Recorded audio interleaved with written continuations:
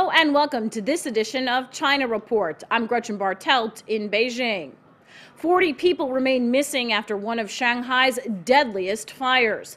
Authorities say they have been unable to make contact. We'll have the latest on the search, but first we begin our coverage with mourning for the 53 victims who died in that downtown high-rise residential building Monday. China Report takes you to Shanghai.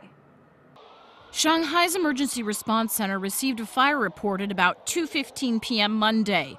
It took more than 1,000 firefighters to rescue residents and put out flames. Not until 6:30 that night did they have the situation under control. The firefighters entered the building at 6:30. We searched every corner for victims. Fire and building experts say there is a pervasive lack of safety standards throughout China's booming construction industry. The apartment was undergoing renovations when sparks from unlicensed welders ignited flammable nylon webbing and bamboo scaffolding. The flames spread up the building. But poor materials and uneducated workers aren't the only problems. The Deputy Director General of Beijing's Fire Bureau tells CNC there is not enough space for fire trucks and necessary equipment around high-rise buildings. Li Jin adds China also doesn't have enough fire stations, saying, quote, according to regulations, a fire station must be set up every 4 to 7 square kilometers. But rapid urban expansion makes it hard for fire control facilities to catch up. Even with firefighters on the scene in Shanghai, equipment couldn't reach the upper floors of the 28-story building. Website pictures show many residents climbing onto scorched scaffolding, hesitating whether to jump. Some even climbed to the roof, waiting for helicopter rescue. In many cases, neighbors helped neighbors out of the building. 89-year-old Fang Jiancheng could do nothing when she saw the flames because of her weak legs. My neighbor said, hurry, we've got to leave right now. She helped me down the stairs. I can't go by myself. Former chief engineer of the China State Construction Engineering Corporation says, quote, the highest aerial ladder apparatus in China is not more than 100 meters. But there are almost 1,000 buildings more than 100 meters high in Shanghai alone. In addition, Shanghai does not require sprinklers for residential buildings. To address a lack of fire safety, the General Office of China's State Council issued a circular Tuesday. It calls for campaigns to inspect and remove fire hazards, more public education about fire control, and more accountability for accidents. Besides those directly responsible, local government chiefs will also be punished for deadly fires. Police have detained 8 people in connection with the fire. Some of the welders are among those detained, but the identities of the others are not immediately known.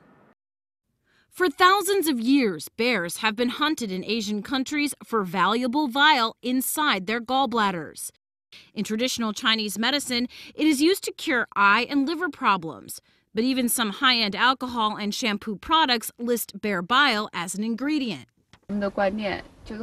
Some Chinese insist that bear bile is a universal remedy. People have held this idea for more than 3,000 years, but actually it is totally wrong. Yang Min with Animals Asia Foundation, or AAF, helps rescue Asiatic moon bears from bile farms. They are taken from illegal facilities, treated medically, then rehabilitated at a rescue center. The group is one of many calling for a stop to what they feel is a cruel and costly way to gather a traditional Chinese cure. The bears, often kept in small cages, have a tube surgically implanted into their gallbladders. Farmers then collect bile from them twice a day.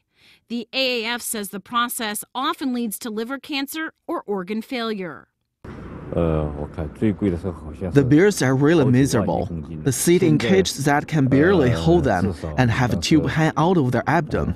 Many are very thin.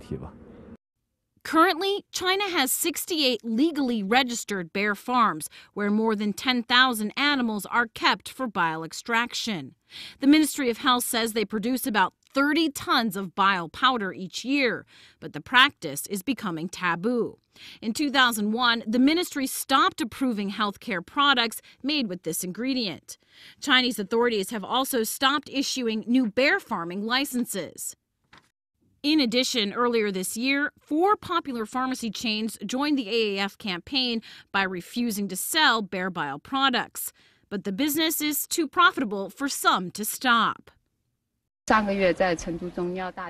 price of high-quality bile can reach hundreds of dollars per ounce. It's a big money industry. Which is why chemists joined animal rights activists at a conference Tuesday in Beijing. They are here to talk about at least 50 herbal and synthetic substitutes for bear bile that could help end the practice of farming, torturous extraction, and possibly even the extinction of the Asiatic moon bear. Professor Gao Yimin at Capital Medical University tells China Report, quote, research and development of substitute ingredients are essential in protecting animal welfare and boosting technological advancements. According to a survey by AAF, about 190 drugs containing bear bile are being sold in this country.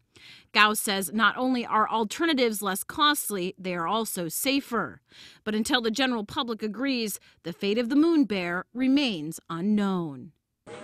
We are 3,000 feet up a mountain in Zhejiang province. Now, this is considered one of the best places in the world to watch the total solar eclipse. That's why scientists and tourists alike got here early to get a good view. Armed with telescopes and jerry-rigged cameras, thousands of tourists got front-row seats to one of Mother Nature's best shows. The time stops for me, and then suddenly it is all over. It's a very unusual feeling to see the eclipse. And when you've seen it once in your life, you have to see it twice and the third time. So we will do it again and again. She traveled to China all the way from Denmark, along with 125 others in the group. For them and thousands of other tourists here, this is a once-in-a-lifetime opportunity, not only to see a total eclipse, but also to tour this foreign land. Yeah, I think most of our party, 20 of us, came for the same reason, which was to see China and also take in the eclipse. It was his first eclipse, but others in the crowds are veteran chasers, like members of this astronomy group from Chicago. Some of its members travel all over the world just to see the moon cover the sun. Well, they're all magnificent, and they've all been different. This one was a little darker, but this time we had a little cloud haze, but we still saw enough that it was awesome, terrific. You just get hooked on it because everyone is different, and you get a chance also to see countries that you probably would never get to see. A trip these tourists say is worth weeks of travel, even if they only get to see a show, which lasts just a few minutes.